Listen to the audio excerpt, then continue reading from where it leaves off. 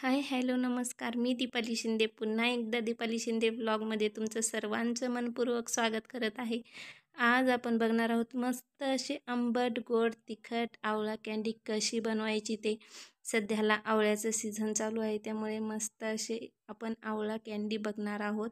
चला तर मग रेसिपीला इथे आज आपण सुरुवात करणार आहोत. अगदी सोप्या पद्धतीने अशी आज आपण इथे आवळा कँडी बनवायची आहे बघा. येथे मी ठेवलेलं आहे गरम व्हायला पाणी. त्यामध्ये आपण खूप सगळे आवळे यामध्ये घातलेले आहेत. ते स्वच्छ धुवून घ्यायचे आहेत. धुवून घेतलेले होते बघा आवळे आणि छान असे आपण एक 5 ते 10 मिनिट हे उकळवून घ्यायचे आहे बघा. छान अशी उकळ आलेली आहे त्याला. 5 ते 10 मिनिटं शिजून घेतलेले आहेत बघा. हे छान शिजलेले आहेत.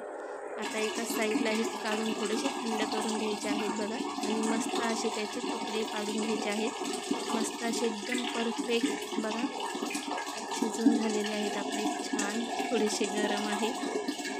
अशा प्रकारे त्याचे छोटे बारीक पीस करून घ्यायचे आहेत.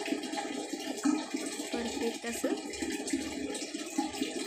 मस्त उकळलेले आहेत बघा. हे तुम्हाला पाहिजे असेल तर तुम्ही वाफळून घेऊ शकता, पण आपल्याला आवळा कँडी करायची आहे त्यामुळे आपण हे उकळवून घेतलेले आहे. अशा प्रकारे सर्व आवळ्याच्या बिया काढून घ्यायच्या आहेत मस्त बघा. इथे खूप सगळे आवळ्यांचे आपण इथे बिया काढून घेतलेले आहेत आणि आपण एका हे मिक्सर जारमध्ये आता फिरवून घेणार आहोत. बारीक असं करून घ्यायचं आहे मिक्सर जारमध्ये.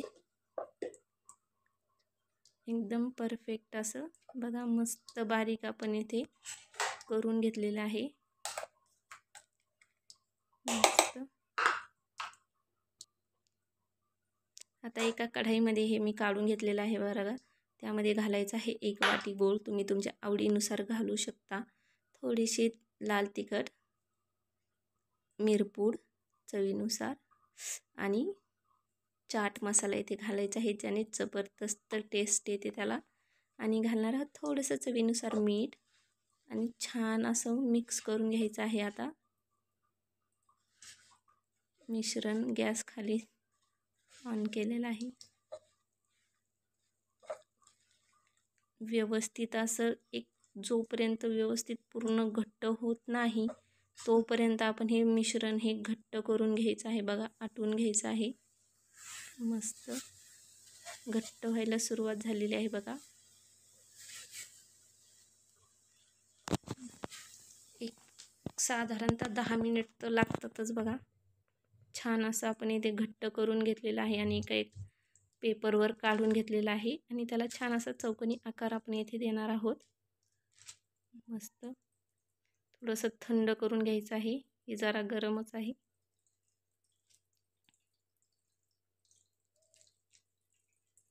आणि अशा प्रकारे त्याला एक चौकोनी आकार आपण इथे देऊन घेणार आहोत बघा. छान असं परफेक्ट बॅटर त्याचं तयार झालेलं आहे बघा. मस्त असा आकार देऊन झालेला आहे आणि अशा प्रकारे त्याला कट मारून त्याचे छोटे छोटे पीस करून घ्यायचे आहेत. आरू